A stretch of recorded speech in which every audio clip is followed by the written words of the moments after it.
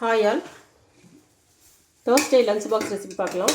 சுட சுட சோறு ஆவி பறக்குது. இந்த கிளைமேட்டுக்கு சூப்பராக இருக்கும். பட் என்ன பண்ணுவோம், லஞ்ச் டைமில் ஆற வச்சு தான் சாப்பிட முடியும், வேறு ஆப்ஷன் இல்லை.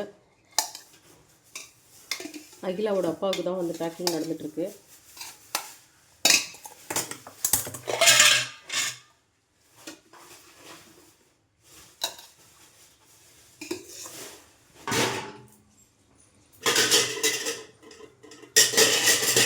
நூக்கல் சாம்பாருங்க, எப்படி ஆவி பறக்குது பாருங்க. நூக்கலில் வந்து சாம்பார் வச்சிங்கன்னா செம்ம டேஸ்ட்டாக இருக்கும். நீங்களும் ட்ரை பண்ணி பாருங்கள். பருப்பு ரசம், மோஸ்ட்லி பருப்பு ரசம் தான் வைப்போம். ரேர் வந்து வேறு ரசம், அதான் புளி ரசம்னு சொல்லுவாங்க, இல்லை மிளகு ரசம்னு அது வைப்போம். பருப்பு ரசம் அது ஒரு ஸ்பெஷல் டிஷ்ஷு.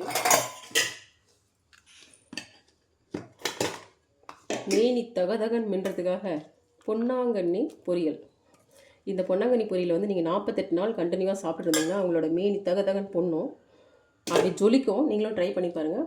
தேங்க்யூ.